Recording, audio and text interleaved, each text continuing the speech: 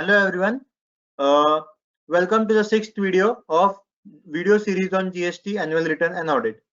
In this video, we are going to study GST audit report GSTR 9C in detail. So GSTR 9C is basically divided into two parts. First is reconciliation statement and second is the certificate. Reconciliation statement is further divided into five main parts. Part 1, basic details of registered person. Part 2, reconciliation of turnover declared in audited financial statements with turnover declared in annual return. Part 3, reconciliation of tax paid. Part 4, reconciliation of input tax credit. And Part 5, auditor's recommendation on additional liability due to non-reconciliation.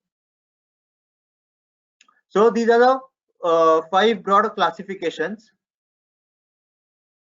So before studying these five parts, one important slide I would share is what is the role of GST auditor, maybe a CA or cost accountant.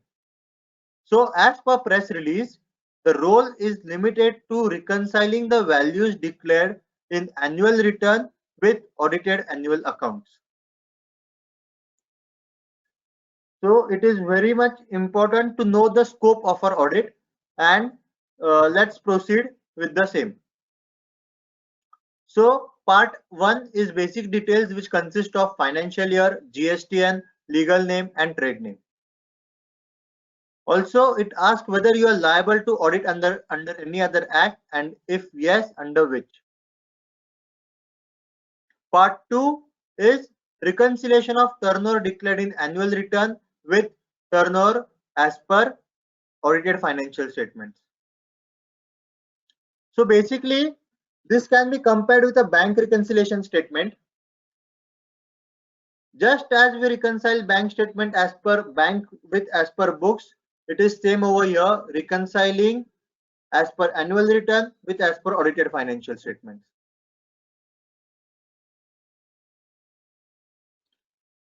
As per audited financial statements, turnover will include even other income, other operational incomes, etc.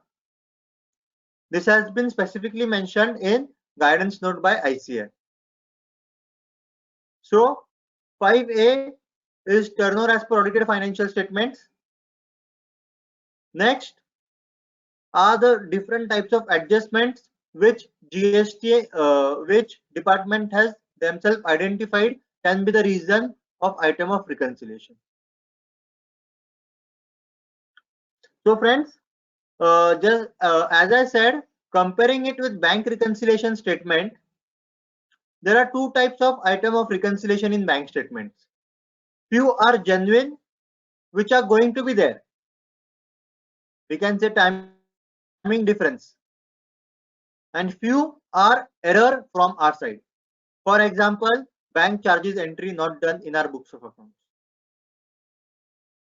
So while filing annual return, we should take care that no such category of errors remain which may give rise to reconciliation in 9C. At the same time, we cannot say that there should be no item of reconciliation in my 9C. There are going to be few genuine items, and let us study them in detail.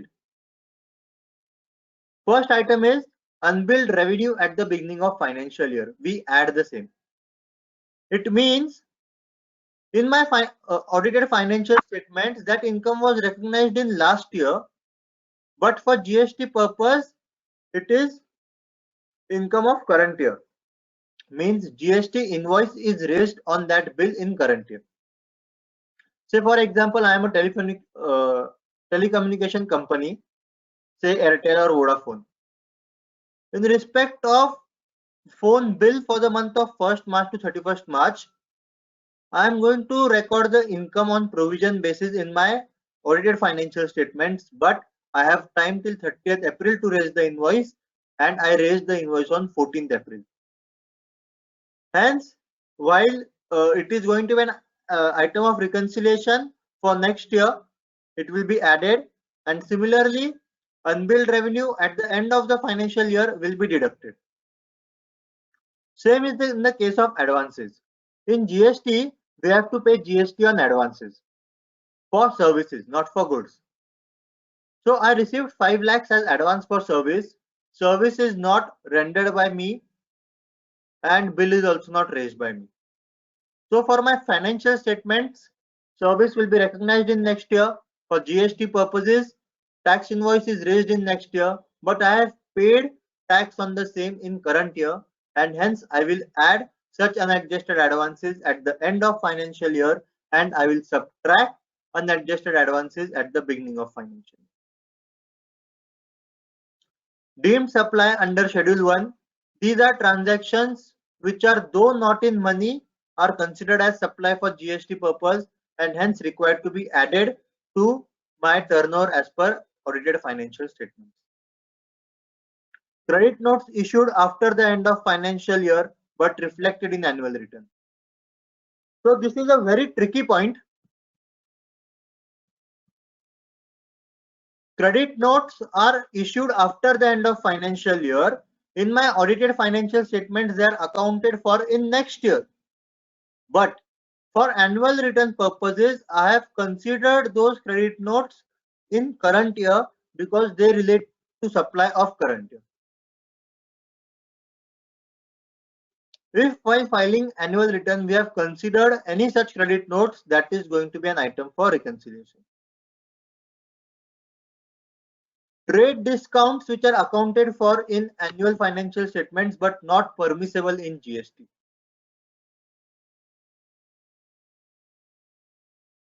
So if there are any such discounts which are netted off against sales but GST is levied on gross amount, then such discounts will be part of item of reconciliation. Turnover for the period of April to June 17 for 17-18. In further years, it will be nil. Unbilled revenue at the end of financial year and then adjusted advances at the beginning of financial year, we discussed at the beginning. Credit notes accounted for in audited financial statements but not permissible under GST. So friends, credit notes which are not permissible under GST means financial credit notes. So in GST, it is optional to reverse GST in case of credit notes. One may or one may not. Also, in case of cash discount and many such cases, credit notes are issued but GST is not reversed because it is not permissible.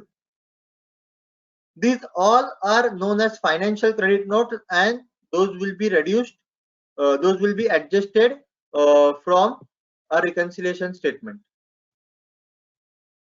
Adjustments on account of supply of goods by SEZ units to DTA units. Turnover for period under composition scheme. That is also to be excluded because 9C is not applicable for that turnover. Adjustments in turnover under section 15 and rules thereunder. Section 15 deals with valuation for valuation in GST and rules deal under in cases where transaction value is not accepted. For example, in case of transactions between related parties or transactions wherein consideration is not wholly in money. In addition to these mentioned transactions, if there is any other adjustment, that will be reflected in 5O. If there is a difference due to foreign exchange fluctuations, that can be reported in 5N. So in GST, there is rule how supply value is to be determined. We have to take rate notified by CBIC, etc. But that can be different from the actual amount realized, and hence any such difference due to foreign exchange fluctuations would be adjusted over here. So friends, one thing important to be taken care is,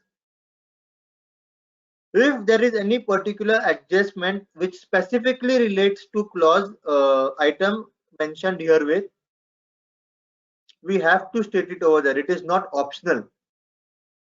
For example, in GST law, GST is levied on advances for service. I am doing audit of a service provider who has not discharged this GST liability on advances. So in his case, if I don't mention the advance amount collected in table I and table C, 5I and 5C, then my turnover is tallying. There is no difference. So will I report these advances in table 5C and 5I? Is it an item of reconciliation? No, he has not paid tax on the same. So will I report them over here? The answer is yes. If there are any such transactions, they are compulsorily to be reported over here. After reporting these transactions over here, there will be an unreconciled turnover. In case of unreconciled turnover, we have to give the reason that GST is not paid on advances and we have to recommend additional liability by auditor. So we don't have to go that, okay, these are the reasons of differences and I have to fit them in these 10 lines. We should go in a reverse way. This is the line item.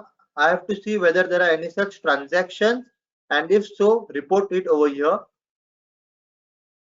If at the end the unreconciled turnover is 0, excellent. If no, what are the reasons now? So that should be our approach. So moving on to the next table.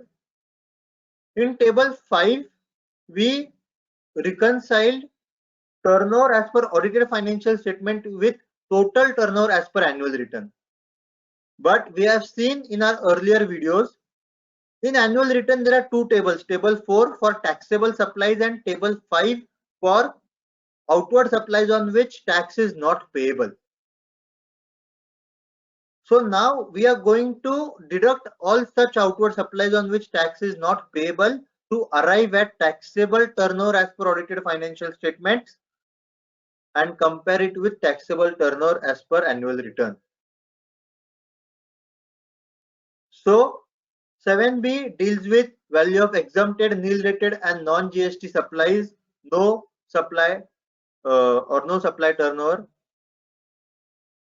These are reported in table 5D, 5E, 5F of annual return. Zero rated supplies without payment of tax reported in table 5A. Supplies on which tax is to be paid by recipient on reverse charge basis is reported in table 5C. Here there is no bifurcation in zero rated supplies whether to SEZ or export, hence value would be 5A plus 5B.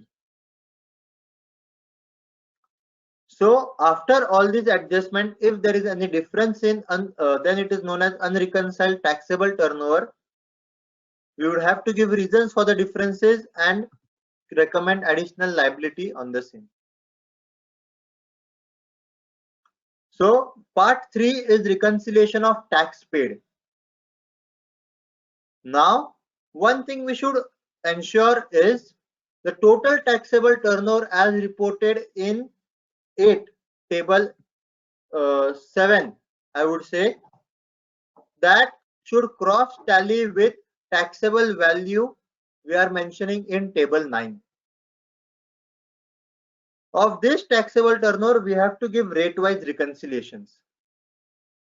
Along with outward taxable supply, we also have to give rate-wise reconciliation of inward supplies on which RCM is applicable.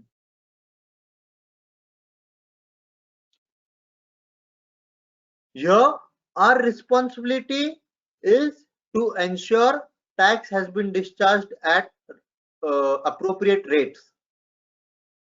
So if any rounding of differences are identified and if tax collected is extra, In unreconciled payment of amount, the reason would be excess collected and deposited.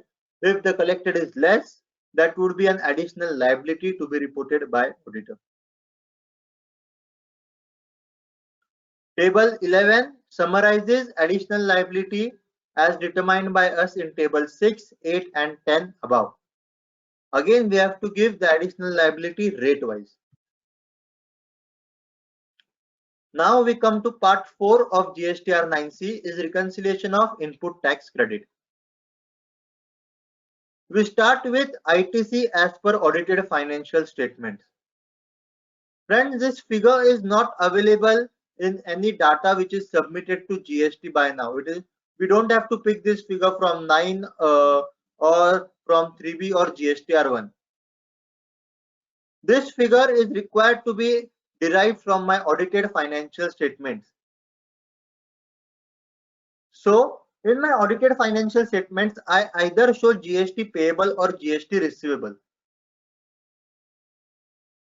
How is this amount derived? It is nothing but all my inward supplies come to the debit side. They are adjusted against my outward supplies.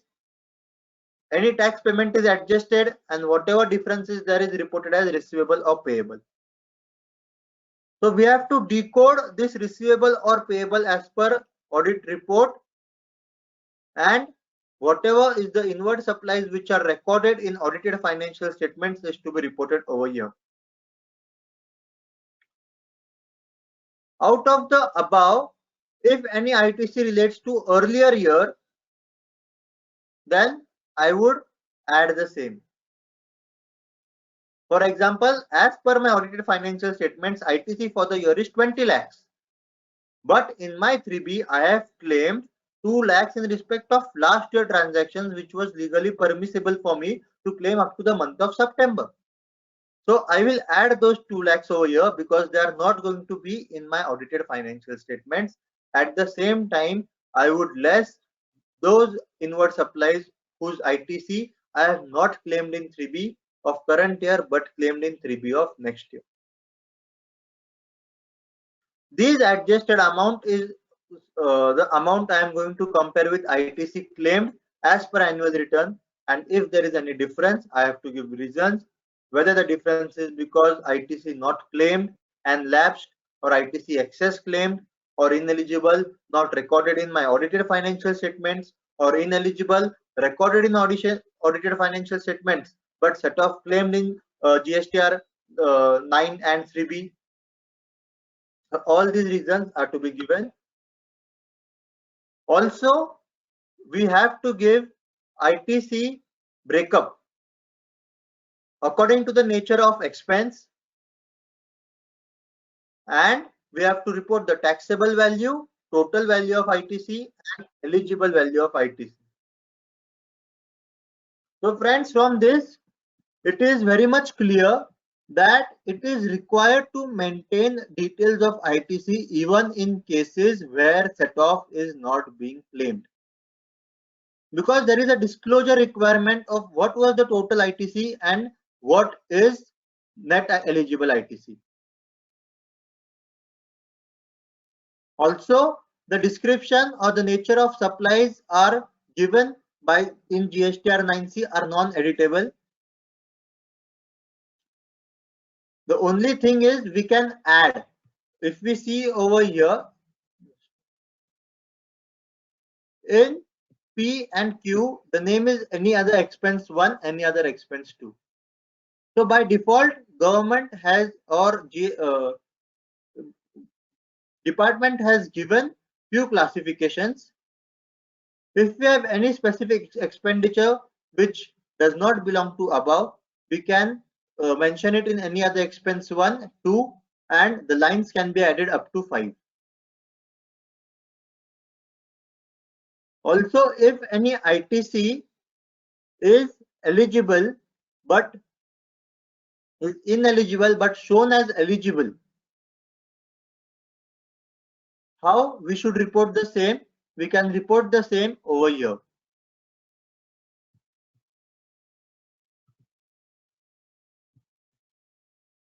So if any tax is payable due to unreconciled difference in ITC, that is to be mentioned over here, and any other auditor's recommendation on additional liability is to be mentioned in table in part 5.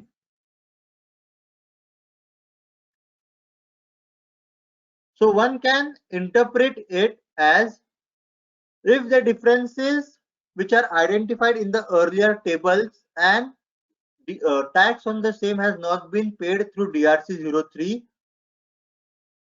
before submission of GSTR 9C, then such amount can be declared as additional auditor's recommendation on additional liability due to non-reconciliation.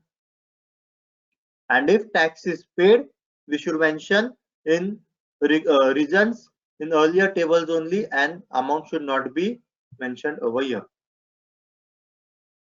So with this, we complete reconciliation statement. In respect of certification, there are two parts again.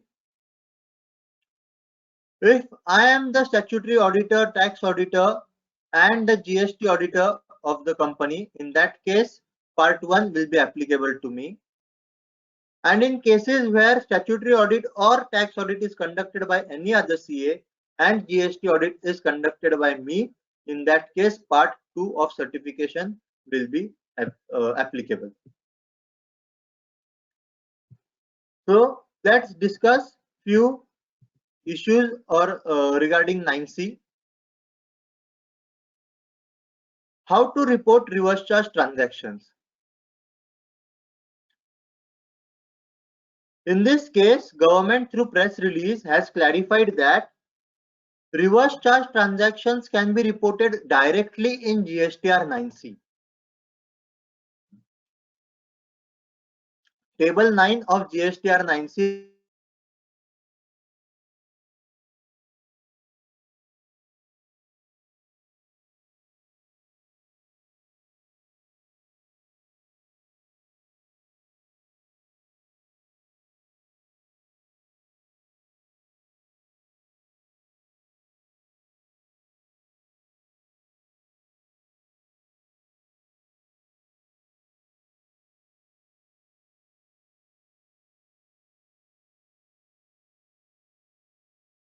friends, while studying table 5, we saw there was a specific clause or a specific line item for treatment of credit notes.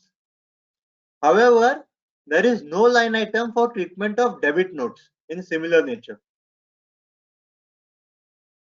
In this case, government has clarified that we can use 5O for reporting such debit notes. Reconciliation of input tax credit availed on expenses. So, reconciliation statement calls for only taxable value in respect of those supplies on which GST is leviable.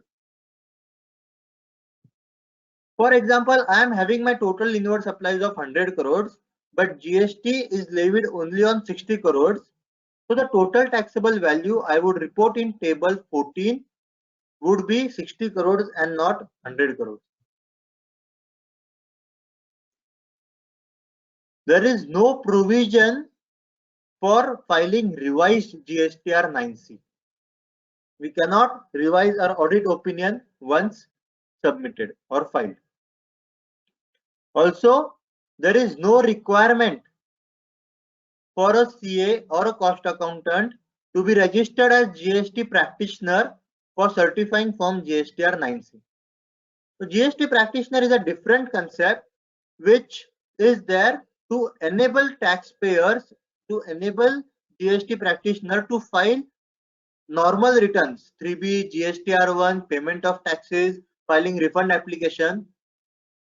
It has nothing to do with GSTR 9C audit. The next issue which arises is there are various supplies, for example, notice pay. These supplies are taxable supplies in GST. GST is paid on them, but while finalization of accounts, these are not disclosed separately, but reduced from my salary cost. Or I have levied GST on transport charges in my sales invoice as per section 15, but these transport charges are netted off against expense because it was exact recovery. In this case, these such items should be added in table 5.0 as items of reconciliation.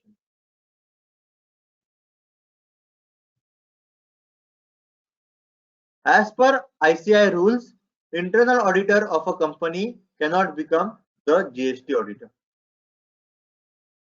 Also, in GST, we have seen that GST audit is applicable for every registered person. That is, it is on a GSTN level and not on Pan India level. So, suppose I am a Pan India company having GST registrations in 20 different states. In this case, there is no restriction under the GST Act or under ICAI regulations which prohibits one CA from doing audit of all distinct entities. At the same time, separate auditor can be appointed for each and every distinct entity. So there is no rule which binds that audit of all GSTINs is to be done by a single auditor.